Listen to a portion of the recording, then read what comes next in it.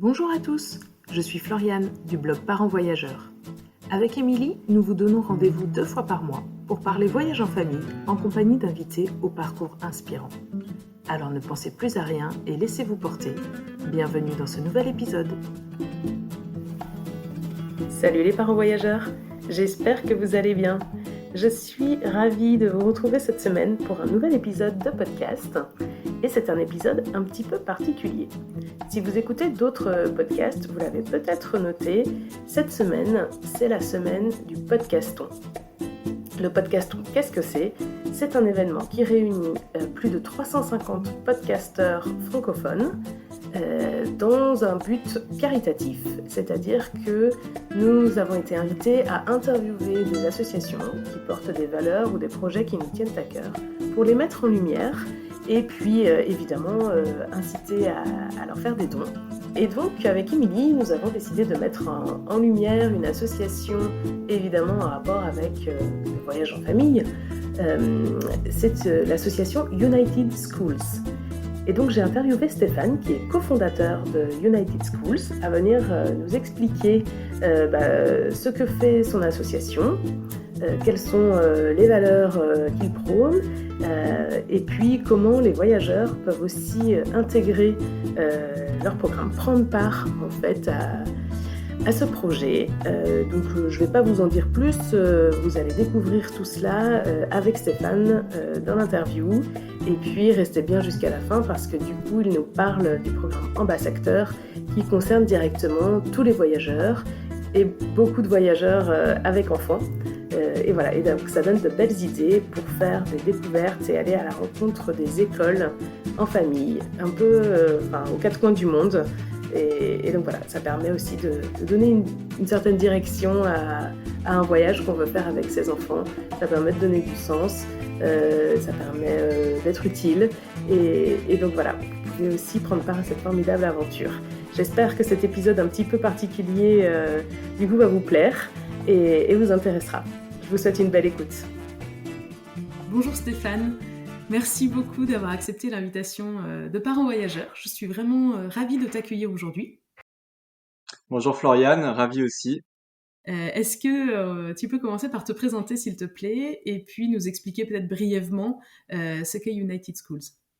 Tout à fait. Alors, mon prénom c'est Stéphane, je suis originaire de Lyon, mais j'ai habité pendant 8 ans en Bourgogne et maintenant je suis dans le nord de la France, à côté de Lille, à Arras exactement, pour celles et ceux qui connaissent. Alors, on connaît bien le Nord chez Parents Voyageurs parce qu'Émilie a longtemps habité dans le Nord, donc c'est une de nos destinations phares. Et ben voilà. Donc j'ai 38 ans et je suis moi-même un voyageur, mais on va en reparler, je pense.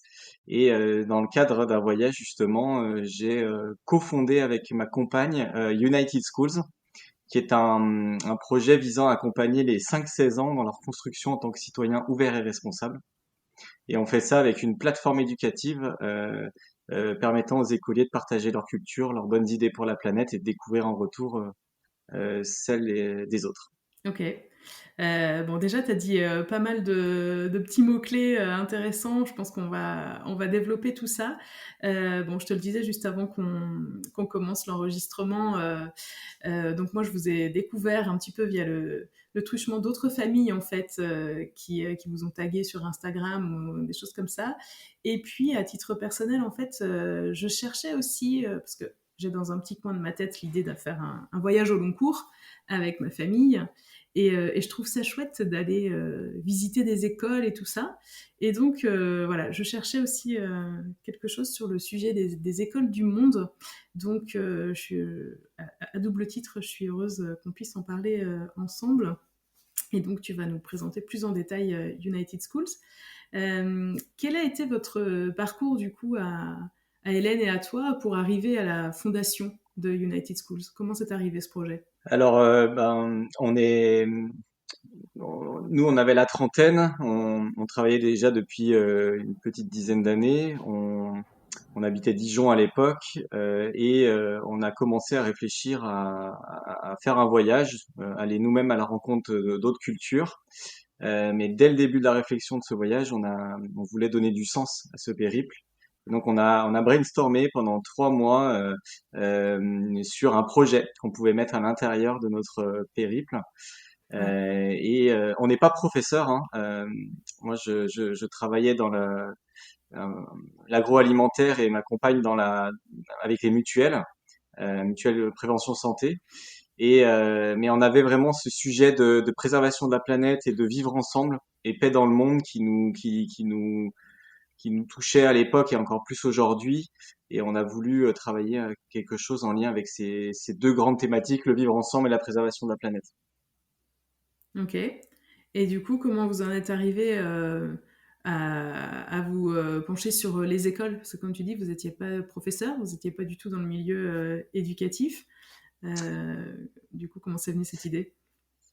Eh bien, en brainstormant, on s'est dit qu'on voulait aborder ces sujets-là d'une façon ou d'une autre, et on était touché un peu par toutes les informations des scientifiques à l'époque qui nous alertaient sur l'état de notre planète, et donc on s'est dit que c'était les jeunes qu'il fallait accompagner justement ben, dans leur construction et que dès le plus jeune âge, leur permettre de s'ouvrir au monde, se rendre compte de la réalité du monde, mais aussi de pouvoir passer à l'action, d'être sensibilisé et passer à l'action. Donc c'est en discutant, en brainstormant, en discutant avec notre entourage, je me rappelle d'un ami qui nous dit, mais en fait, c'est peut-être un réseau social qui va vous permettre de créer ce lien entre écoles et de parler de ces sujets. Et donc on avait une phrase en mars 2017, c'était on souhaite développer pendant notre voyage un réseau social éco-citoyen entre écoles du monde. Et donc après, ben, l'année 2017 a été une année un peu folle puisqu'on a développé le projet avant de partir pendant presque un an en 2018. Ok, ouais, donc vous avez construit d'abord ce réseau social, enfin j'imagine la plateforme du coup, le côté technique, et puis après vous êtes parti en voyage à la rencontre des écoles pour présenter le projet, c'est ça? C'est ça. Mais la première étape a été donc d'avoir l'idée du projet un petit peu mieux ficelée et on est allé avoir cette caution éducative qu'on n'avait pas grâce au rectorat de Dijon. Ok. Et entre autres une cellule internationale et Europe au sein du rectorat et une personne en l'occurrence à l'intérieur de cette cellule qui a cru en notre projet, on a eu de la chance et qui nous a aidé à le co-construire, à le co-développer à nous flécher, par exemple, les 4 premières écoles qu'on allait connecter avec les autres écoles dans le monde, à nous flécher aussi les 6-12 ans. On savait pas trop quel âge on allait partir au départ, et donc c'est eux qui nous ont fléché l'âge aussi des premiers des élèves. Ok. Et donc, les 4 premières écoles, c'était des écoles en France, c'est ça? Qui étaient C'est ça, à motivées pour... Dijon ou à côté de Dijon, puisque c'était le rectorat de l'Académie de Dijon qui nous appuyait sur Ouais. le lancement. Et donc on avait un collège à Dijon et 3 écoles primaires périphérie de Dijon. Et eux, à ce moment-là, ils se lançaient dans quoi, en fait? Alors eux, ben, ils ont expérimenté avec nous, hein, puisque c'était tout Ouais. nouveau. Donc c'était passionnant puisqu'on est allé les rencontrer à plusieurs reprises avant de partir. Les élèves, ils étaient super excités de nous voir, de savoir ce qu'on allait faire, et puis de savoir qu'ils allaient pouvoir nous suivre aussi, puisqu'on avait un blog nous aussi à l'époque où on mettait des articles et on les faisait voyager un peu. C'était un blog à vocation plutôt pédagogique avec une autre vision de ce qu'on voyait en voyage, de ce qu'on mangeait, des personnes que l'on rencontrait, des choses comme ça. Et puis à côté de ça, bien sûr, on a développé la plateforme avec un prestataire et des bénévoles en 2017 pour pouvoir commencer à connecter les écoles durant notre début de périple et sur la suite aussi. Ok. Et du coup, alors, ce périple, comment vous l'avez construit, hein? J'imagine que ça tournait autour de visiter des écoles, les intégrer au projet, etc. Comment vous avez préparé tout ça? Alors on avait ben, plein de critères, hein, c'était entre autres effectivement d'aller sur tous les continents. On voulait connecter des écoles de chaque continent. On voulait aussi passer dans des pays pendant qu'il n'y avait pas les grandes vacances scolaires dans l'idéal. Donc il y avait cette réflexion, bien sûr, après comme tous les voyageurs au niveau un peu de la météo, hein, saison des pluies ou pas, etc. Euh, donc heureusement à l'époque il n'y avait pas encore le Covid, donc c'était une contrainte en moins. Mais en tout cas on a une bonne réflexion sur le périple et on a changé peut-être 15 fois de sens, de pays, ouais ouais. Et avant ça, vous étiez déjà des férus de voyage? Ou c'était un peu quand même la première grande aventure? C'était la première grande aventure. On peut pas dire qu'on était des grands voyageurs. On avait visité l'Ouest américain en 2015 pendant 3 semaines. On avait fait un périple en van. C'était magnifique. Et donc c'est là, je pense, qu'on a commencé à débuter une réflexion. Mais ça s'est fait par la suite avec ce tour du monde. On a vraiment été des grands voyageurs avec ce voyage de 11 mois. Ouais, 11 mois, ouais, carrément directement dans le Mm. grand bain, quoi. Et Mm. il vous a emmené où alors ce périple de 11 mois? Et ben, on a débuté par une partie de la Chine. Donc c'est tellement grand la Chine qu'on on a atterri à Ouais. Hong Kong, puis après on est rentré progressivement dans la Chine continentale. Mais on avait pour objectif de prendre le moins de vols possible. Donc à chaque Ouais. fois qu'on arrivait sur un continent, on essayait d'en repartir sans avoir pris de vol interne. Donc on voyageait beaucoup en train, en bus, selon les pays. Donc une fois qu'on a passé un mois en Chine, on est descendu progressivement dans l'Asie du Sud-Est, Vietnam, Laos, Thaïlande, Cambodge. Et là, on est parti, on a pris l'avion pour aller sur le continent océanique avec Australie, Nouvelle-Zélande. Mhm. Et après, la suite du périple, c'était Amérique du Sud avec différents pays, et on a fini par le continent africain.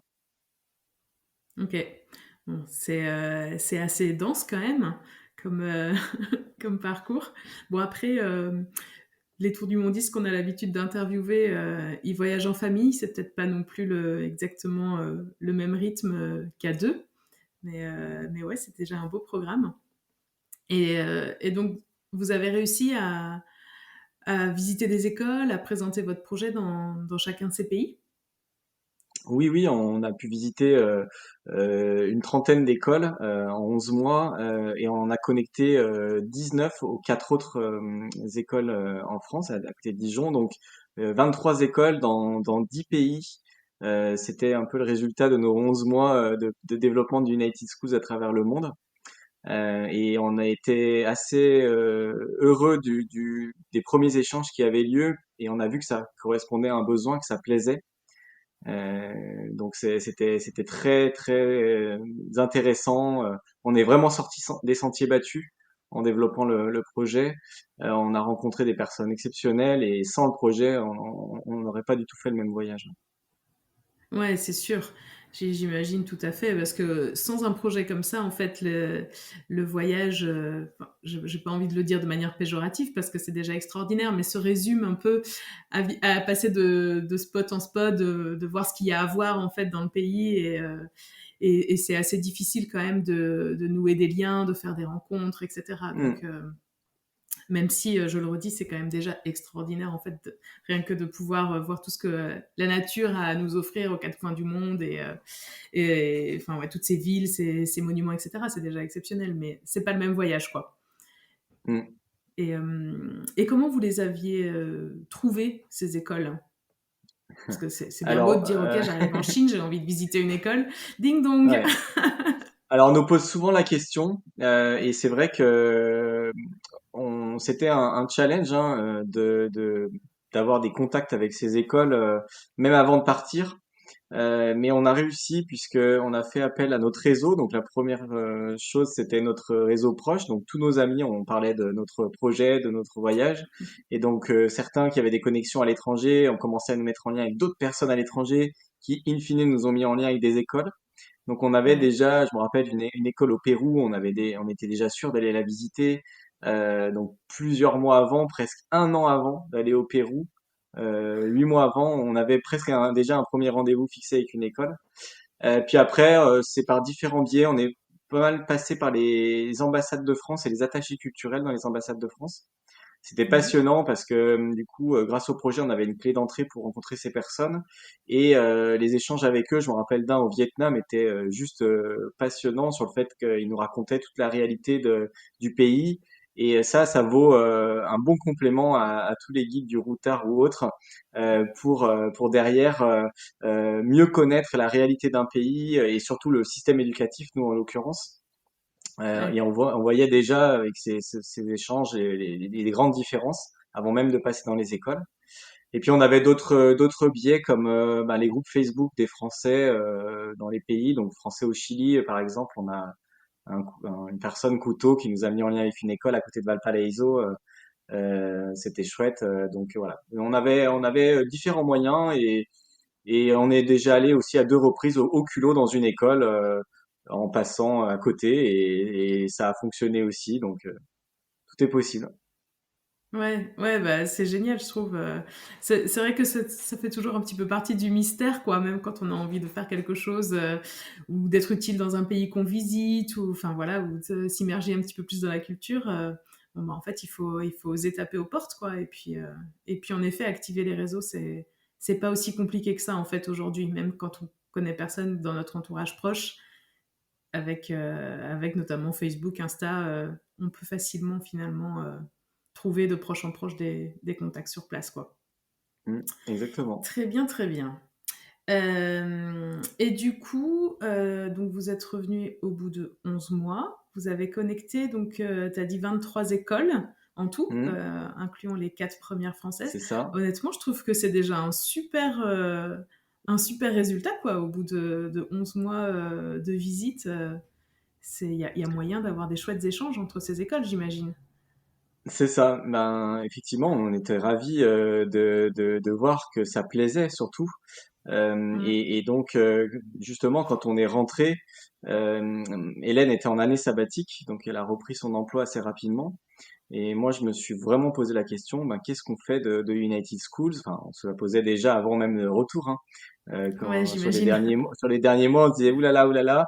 Et donc, moi, je souhaitais déjà donner plus de sens dans mon travail avant le départ. Donc, le voyage a permis de conforter un peu mes, mes choix, enfin, en tout cas, ce qui se profilait dans ma tête. Et voilà, je me suis dit, ben, je vais continuer à développer à fond United Schools bénévolement.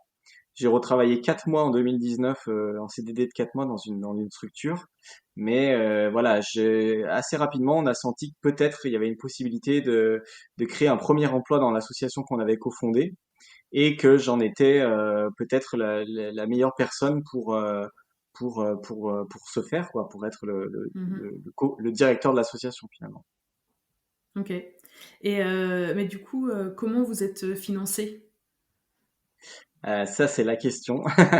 Donc, on est une association donc d'intérêt général. On a été officiellement reconnu en 2020 par les services de l'État d'intérêt général, mais on cochait toutes les cases déjà avant, bien sûr. Donc, c'est-à-dire non lucrativité. On essaie de servir le plus grand nombre. Notre outil est gratuit pour toutes les écoles. Donc, on est Ouais. financé par des fonds publics et des fonds privés. Les fonds publics, ça va de la ville de Dijon où est né le projet jusqu'au ministère de la Transition écologique aujourd'hui, en passant par département, région.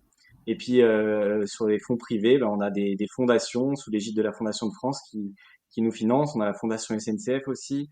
Bon, je sais pas si c'était tous les partenaires, mais ils sont nombreux. Ce qui nous permet aujourd'hui d'avoir une belle équipe de volontaires, de bénévoles. On vient d'embaucher notre deuxième salarié au sein de l'association et des chouettes personnes qui sont autour du projet. Ouais, c'est génial. Franchement, c'est une super aventure, quoi. Ça commence par une idée un peu folle et ça se concrétise avec 2 emplois. Enfin, c'est vraiment une belle réussite, quoi. Et Ben oui, alors les emplois n'étaient pas du tout la finalité, hein. Déjà à l'origine, ouais. on pensait même pas que ça allait prendre cette ampleur. Mais oui, c'est sûr que c'est passionnant à développer. Moi, je m'éclate hein, dans mon travail. J'ai des tâches passionnantes, variées. Je rencontre des personnes de tous bords, des professeurs, des partenaires, des voyageurs, des élèves, des animateurs en périscolaire. Donc c'est très très riche comme expérience. Ouais. Et donc, revenons un tout petit peu quand même sur bah, le fonctionnement de cette plateforme, quoi. Qu'est-ce qu'elles y font, ces écoles qui sont donc connectées entre elles? Elles sont aux 4 coins du monde. Et donc, qu'est-ce qu'elles y font sur cette plateforme? Alors, on a déjà 3 langues dans les menus et dans les échanges, le français, l'anglais et l'espagnol. Ouais. C'est une plateforme on n'a pas réinventé la poudre, c'est-à-dire que c'est un réseau social éducatif. Donc notre souhait, c'était d'utiliser la puissance de l'outil numérique et en l'occurrence là de l'outil réseau social pour connecter ces écoles entre elles, mais pas pour juste les connecter, hein. Derrière ces écoles, c'est des professeurs et des élèves pour qu'ils puissent faire trois grandes choses. C'est les trois grandes choses qui sont possibles via les réseaux sociaux, c'est-à-dire partager des contenus. Ouais. Donc ça, c'est la première. La deuxième, c'est de découvrir les contenus des autres classes, des autres élèves. Et la troisième, une fois qu'on a partagé et découvert, bah, c'est les interactions. Donc on peut interagir, poser des questions, rebondir sur les publications des uns et des autres. Et donc c'est l'enseignant qui a son identifiant et son mot de passe. Et il va en faire profiter ses élèves. Donc maintenant c'est les 5-16 ans. Au début on était sur les 6-12 ans. Puis vu la Ouais. demande, on a élargi le spectre. Et donc c'est les 5-16 ans qui sont concernés. Et donc selon leur âge, selon ben, le pays aussi et les possibilités techniques, connexion internet, etc. Ben, ils vont poster des photos, des vidéos, des articles, des musiques parfois tout ce qui permet de partager sa culture, son patrimoine local, ses bonnes idées et actions pour la planète. Ok, ouais, il y a quand même un thème commun. C'est pas juste raconter la vie d'une école au Vietnam, par exemple. Il y a quand même ce thème commun de l'éco-citoyenneté et de la préservation de la planète. Oui, mais c'est très large finalement, puisque hein, comment on Ouais, partage sa culture? Ben, en disant on mange tel ou tel plat. Au Laos, ouais. au tout début, ils avaient fait des dessins les plus jeunes de leur maison dans les campagnes.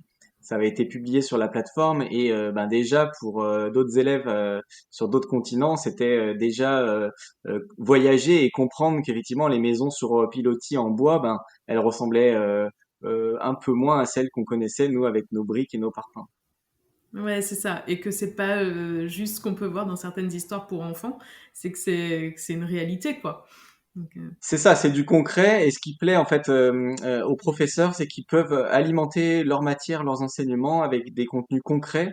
Donc on pratique les langues avec United Schools, mais on pratique aussi différentes matières comme l'histoire, géographie, la SVT, le sport. On parle de sport et de partage de culture, par exemple. Donc c'est très transdisciplinaire. Et donc c'est pour ça aussi qu'on a réussi à embarquer assez largement, c'est que c'est un vecteur pour aussi pratiquer les différentes manières de différentes matières de manière concrète. Et les élèves sont super motivés de produire des contenus en sachant qu'ils vont être vus par d'autres élèves du même âge à l'autre bout du monde. ouais. Et d'avoir des commentaires, des questions, des petites réactions sympathiques. Voilà. Et est-ce il y a une enfin, contrainte, je ne sais pas si c'est vraiment le bon mot, mais ou un regard éducatif sur ce qui est posté ou pas, ou vraiment les écoles sont libres de partager ce qu'elles pensent intéressant pour les autres? Alors, quand ils intègrent la plateforme, les professeurs valident nos conditions générales d'utilisation, aussi notre politique de confidentialité. Donc, on a beaucoup travaillé la partie juridique, entre autres en 2019 avec le rectorat, puis après un cabinet juridique. Et derrière tout ça, il y a les autorisations parentales, etc. Ouais, Mais ouais, c'est vrai que j'y le prof, pensais pas du tout. c'est ça, c'est C'est ça, un petit côté un peu moins sympa, j'imagine, dans le c'est développement ça. et dans le projet hyper enthousiaste, quoi. Mais Donc l'enseignante ou l'enseignant, il est ou elle est la première modératrice des contenus. Et nous, on passe en seconde modération avec ben, à l'époque nos bénévoles, maintenant Claire qui est notre deuxième salarié. Et l'idée, c'est effectivement, on a déjà revenu vers quelques-uns plusieurs fois en disant, ben, ça n'a pas trop sa place sur United Schools parce qu'on est en dehors de nos sujets. Où je me rappelle hein, une fois, on avait eu un contenu faisant la propagande d'une chaîne de radio et puis de marque de bière. Euh, et donc c'était pas approprié, c'était pas mal intentionné de la part de l'enseignante, mais en fait elle s'était pas rendu compte que ça n'avait pas sa ouais. place sur la plateforme. En fait c'est du bon sens. On indique qu'il faut pas de propagande, que ce soit commerciale, religieuse, etc. Ouais, ouais, ok. Et donc, oui, vous jouez le rôle de modérateur, quoi. C'est ça, des contenus eux-mêmes, mais aussi des commentaires sous les contenus. Ah ouais, ok. C'est un sacré boulot, ça, quand même, le Ouais, mais rôle de c'est génial modérateur. parce que bah nous on est super contents quand on voit de l'activité sur la plateforme. Et du coup, bah, c'est un régal à modérer parce que généralement, il y a rien à faire. Et dans les quelques rares cas en 5 ans où c'est arrivé, ben, on fait de la pédagogie, on explique aux professeurs pourquoi, et puis ils comprennent très bien. Ouais, ouais. Et est-ce que les écoles, du coup, sont tout à fait autonomes ou est-ce que vous, par exemple, vous proposez des idées de sujets, enfin, vous lancez un peu des thèmes, je sais pas, le thème annuel, le thème mensuel, ou enfin.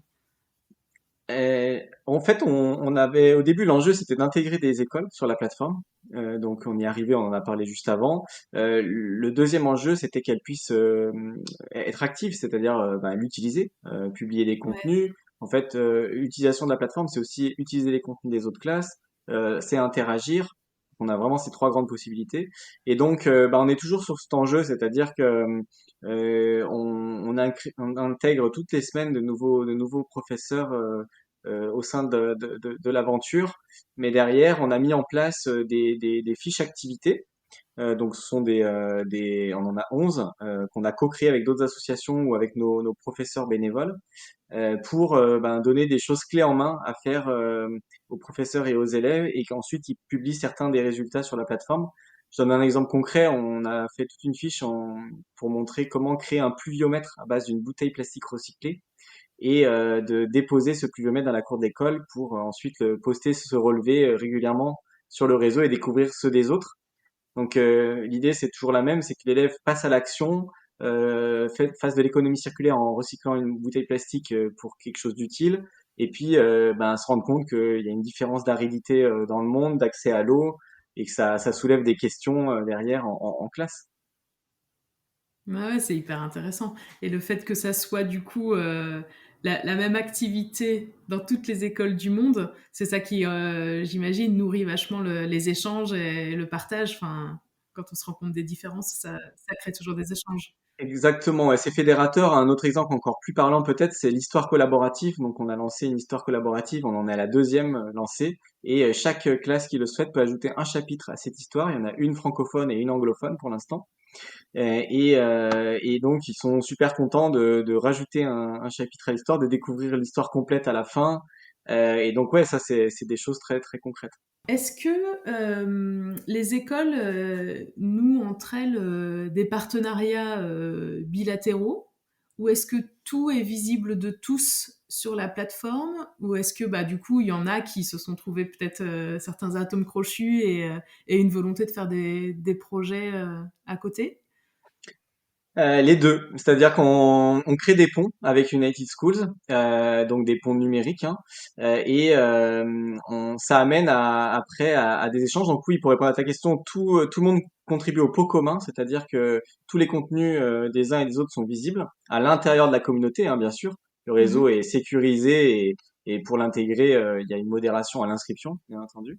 Mais une fois qu'on y est, on peut voir l'intégralité de tous les contenus gratuitement et ensuite derrière, ben ça peut amener à de la création de liens plus privilégiés. J'ai un exemple à vous donner avec une école à côté de Beaune en Côte d'Or qui a créé des liens avec une école au Sénégal, enfin, une classe au Sénégal, de classe à classe. Ils se sont rendus compte depuis 3 ans qu'ils partageaient sur des choses proches comme le sujet de l'eau et ils avaient vu par exemple à Vignolles une vidéo du Sénégal montrant comment ils rendaient une eau impure pure. Donc on les voit, c'est une vidéo qui dure 2 minutes. Ils nous expliquent par quel process ils passent. Donc c'est vraiment super intéressant.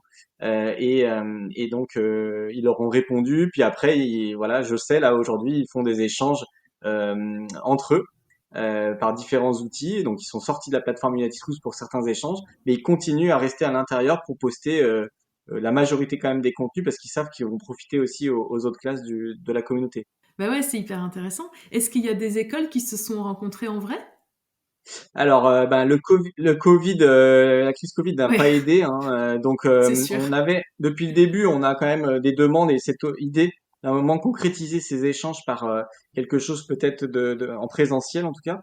Et c'est ce qu'on est en train de réaliser là sur cette année civile 2023. On va faire un événement à Dijon réunissant des professeurs et normalement aussi des élèves du Portugal, de Roumanie et de Dijon donc. Et ça sera le premier événement United Schools réunissant des classes, profs, élèves, utilisateurs, utilisatrices, et pour poursuivre les échanges, mais d'une autre façon. Ouais, c'est magnifique. Franchement, ça promet d'être un beau moment, je pense. Il y a de l'attente en tout cas, et c'est une belle Ouais, continuité. Ouais. ouais, ouais, tout à fait. Et aujourd'hui, il y a combien d'écoles qui sont sur le réseau? Alors on est à 110 écoles dans 31 pays aujourd'hui. Waouh, waouh, waouh, ça s'est vachement développé. C'est ça, ben ça aurait pu encore plus se développer, mais voilà, le Covid a freiné le déploiement, mais nous a permis en fait avec nos bénévoles à ce moment-là de réfléchir à de nombreux sujets en coulisses pour ben, une fois que cette épidémie de Covid allait se calmer un peu, sortir des choses très sympas, et je pense qu'on va en parler ensemble, entre autres avec le programme Ambassadeur.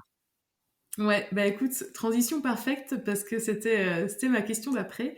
Donc il y a quelque temps, vous avez lancé ce programme, enfin je sais pas si on peut appeler ça comme ça, mais en tout cas ouais, les ambassadeurs. Et donc voilà, est-ce que tu peux nous raconter, nous expliquer ce que c'est un ambassadeur? Avec plaisir. Alors, je reviens un peu en arrière. Avec Hélène, on part en voyage à la rencontre des écoles du monde. On rentre. Il faut savoir que certains de vos auditeurs, auditrices l'ont peut-être vu, mais on a été des couples, enfin, un des profils filmés dans le cadre de Génération Tour du Monde, le web documentaire Ah, des ouais, Cofloc. ok, ouais. Donc, on est Bah j'ai Hélène et dû vous Stéphane voir qui alors. développent. Bah voilà, j'avais de la barbe à l'époque, et Hélène et Stéphane développaient United Schools quand d'autres, ben Sam voyageait avec son van aménagé parce qu'il était tétraplégique. Florence, ça faisait 5 ans qu'elle voyageait en autostop, etc. Donc nous, Ouais. on a fait partie de ce documentaire, et finalement on a été contacté par plusieurs personnes, dont une famille, les 5 en route.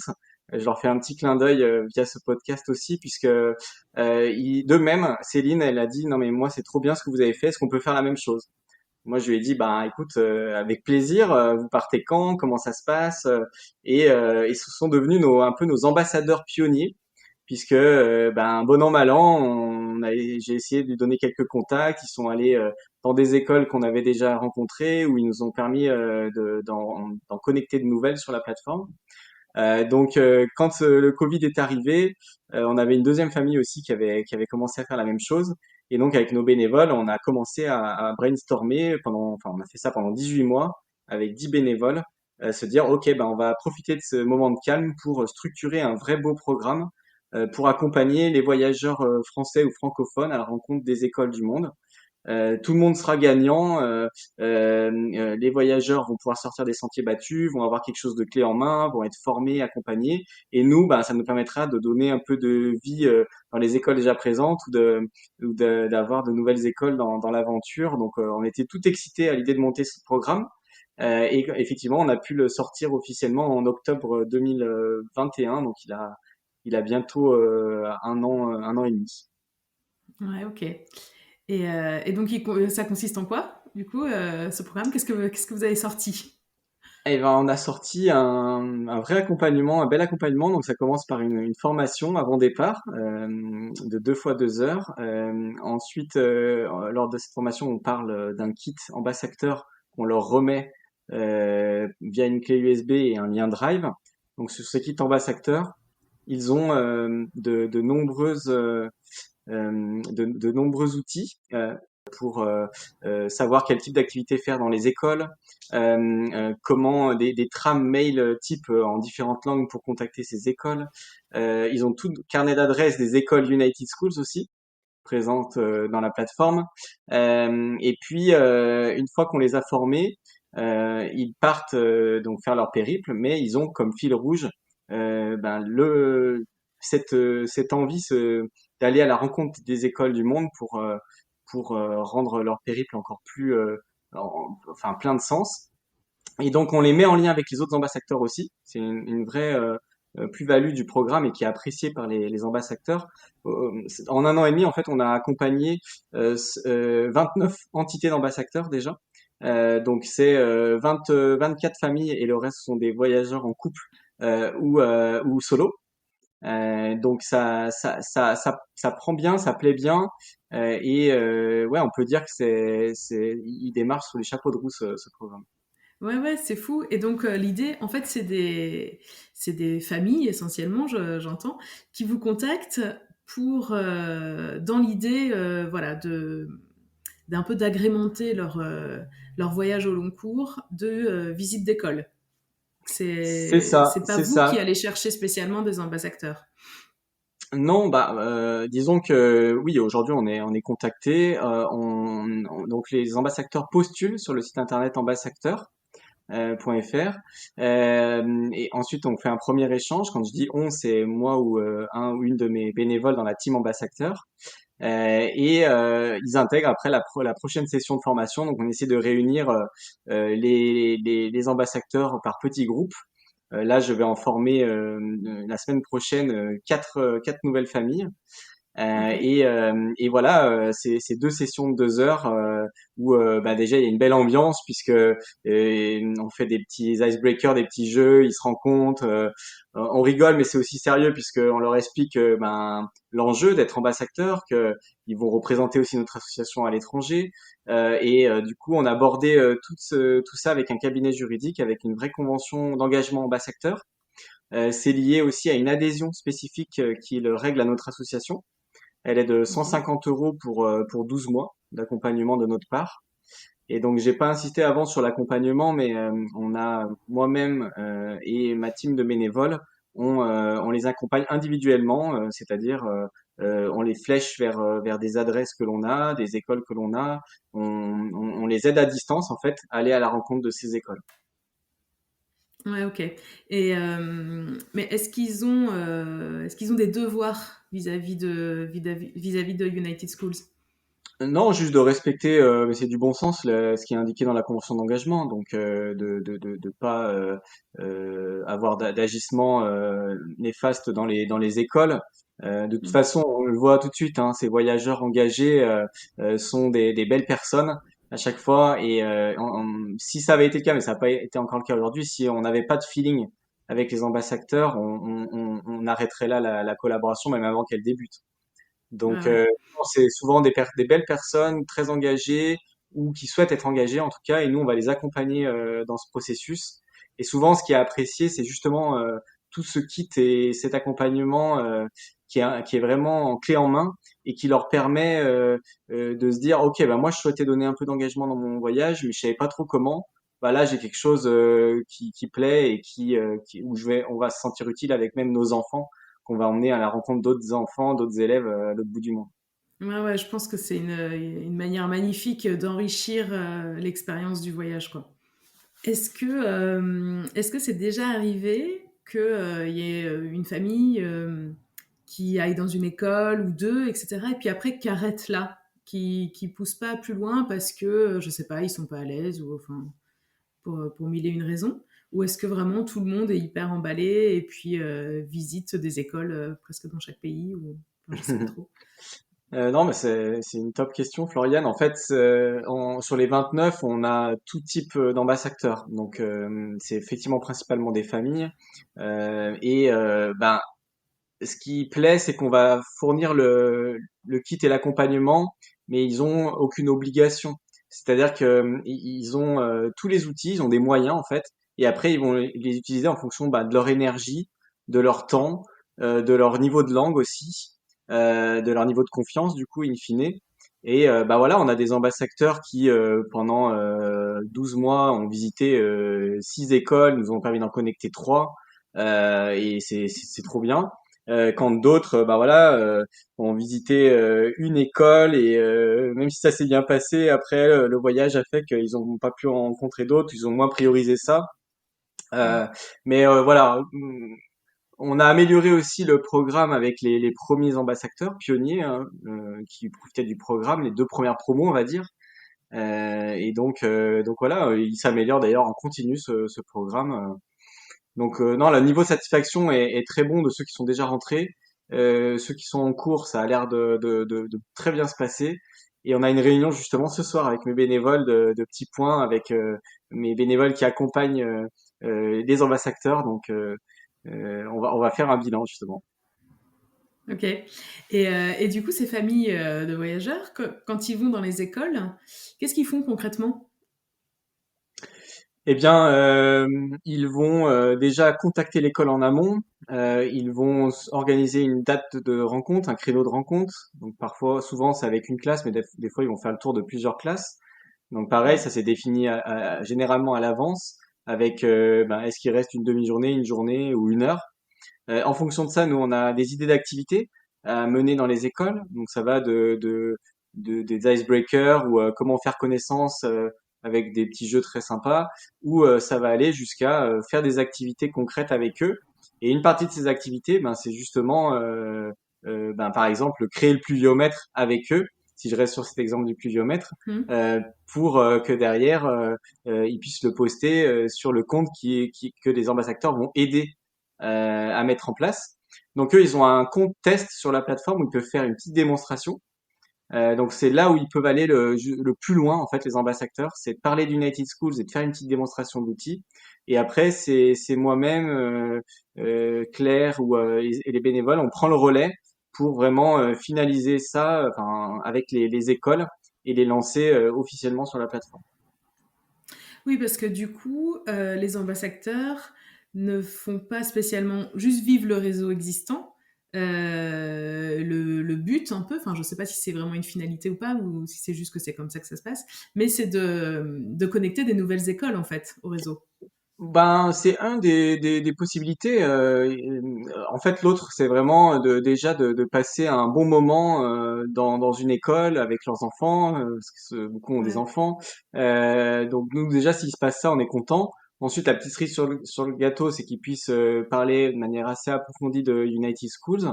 Et après, souvent, je reçois un petit mail où je suis en copie avec le directeur ou directrice de l'école et je vais finaliser leur inscription depuis la France où je vais répondre aux deux trois questions. Les ambassadeurs n'ont pas forcément eu la réponse tout de suite, mais on a vraiment eu tout type de cas puisque donc quand on a débuté le programme, c'était encore bien le Covid et j'ai une famille aux États-Unis qui a pris contact avec une école. Pour des raisons sanitaires, ils n'ont pas pu y passer. Mais rien que le fait qu'ils aient pris contact et m'aient mis en copie, moi j'ai poursuivi et on a intégré cette école grâce à eux. Donc et voilà, il y a déjà eu plein de cas de figure différents. Mais ouais, généralement ce qui nous revient et nous c'est ce qu'on a vécu à l'époque, c'est des instants très forts. L'autre jour, j'ai une ambassadrice qui m'a envoyé une petite vidéo. Enfin, c'est même le directeur de l'école qui m'a envoyé directement la vidéo d'une école du réseau en fait, où elle est en train de chanter. Et juste avant elle, c'est une élève de l'école qui chante aussi. Et les deux ont un don de chant, mais ils nous ont partagé ça, donc c'est vraiment des chouettes moments. Ouais, c'est des belles rencontres. Ok, bah écoute, je pense qu'on a fait un petit peu le tour. Où est-ce qu'on peut vous contacter du coup? Alors, on a le site internet, donc ambassadeur au pluriel.fr. Donc là, il y a toutes les informations, des articles de blog aussi, témoignages d'un ambassadeur. On a aussi le fameux formulaire pour postuler, pour intégrer le programme. On pose plein de petites questions. Euh, et, euh, et voilà, on a une page Instagram ambassadeur aussi, donc ambassadeur au pluriel, hein, tout attaché. Donc c'est des ambassadeurs acteurs. Et voilà, je pense que c'est déjà pas mal. Ouais, c'est déjà pas mal. Je mettrai tous les liens de toute façon dans les notes de l'épisode, dans le petit article, comme d'habitude.